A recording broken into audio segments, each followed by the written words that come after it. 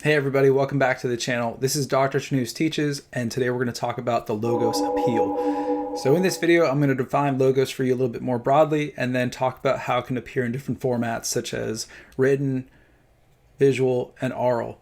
And with this video, if you're trying to do a rhetorical analysis of a text, an argument, or an image, this will help you understand that a little bit better.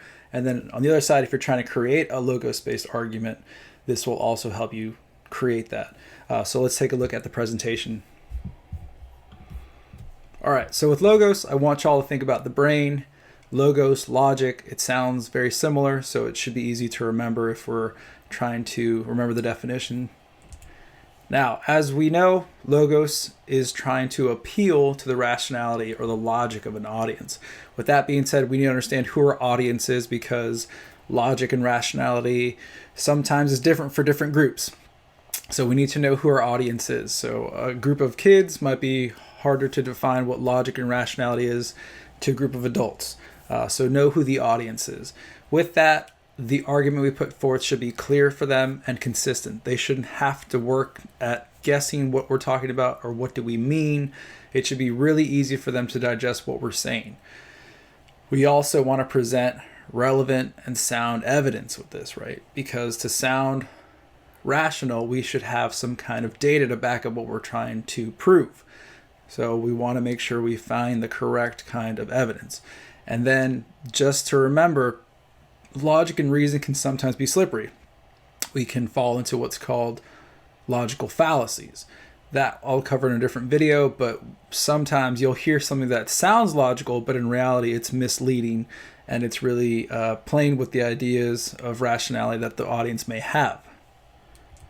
Okay, so when we see logos in writing, we're going to see what the gift is doing there, where the person is hitting them with hard facts, right? We're going to talk about data, studies, statistics, peer-reviewed articles, and we're going to get expert testimony. It's going to be cited in our work. So when we write and we cite, we're doing logos right there because we're taking ideas or findings or numbers from something that is tested and well proven and using them to back our argument.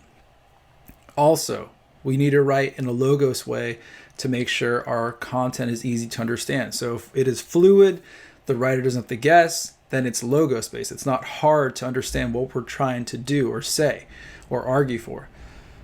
Also, if we're going to create a logos based argument, we want to make sure our ideas connect and are organized. So if you're writing an essay, you wouldn't start out in the conclusion, then do your thesis, and then a couple body paragraphs, and then introduction, and then end with a body paragraph. That is not organized. That doesn't make any sense. That doesn't make any logical sense, right?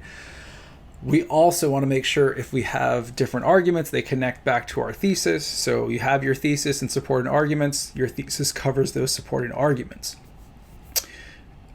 Overall, you want to make sure you create something that is reasonable to your audience.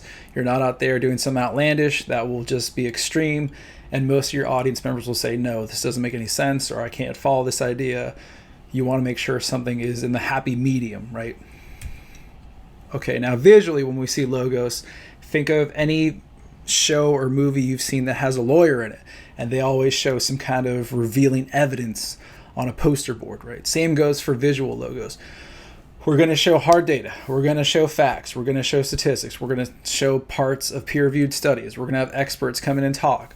That is visual because we can see the data that is supposed to help us come to a logical conclusion about X, Y, or Z, right? So same thing's going on in this image. The lawyer is showing us a picture of a specific bird he wants to talk about. So that is, we can draw a logical conclusion about that.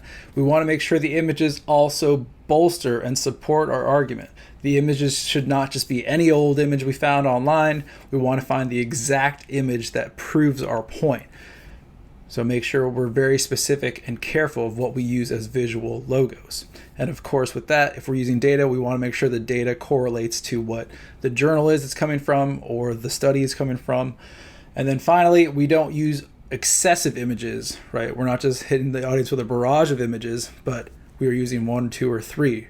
And also those images are not overly emotional. We don't want to get too much into pathos. We want to keep them on a rational level so they can see that we're making a logical argument. We're not trying to draw them into emotions. All right, now when we hear logos, it can sound in different ways, but we want to make sure it sounds logical and it sounds organized, right?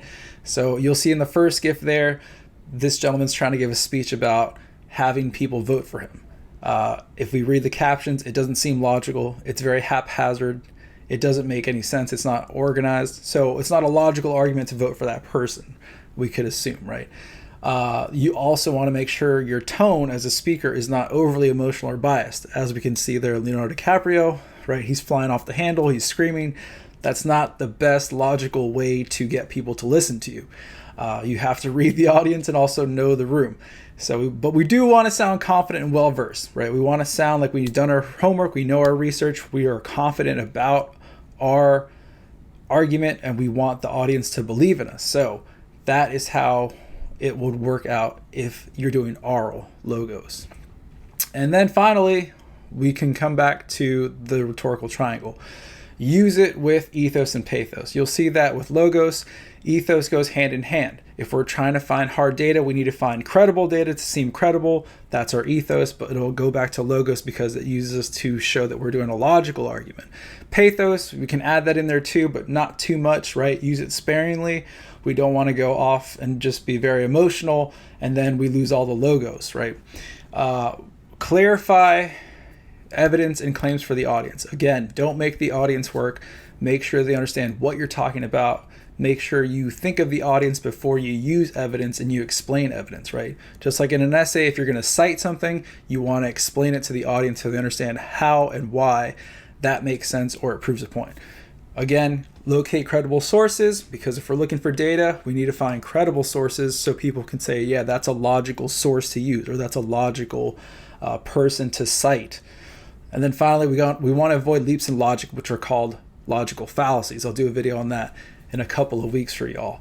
But you want to make sure you're not just misleading people with the logos you put out there. All right, so I hope this video helped you understand logos a little bit better in its many forms, so written, visual, and aural.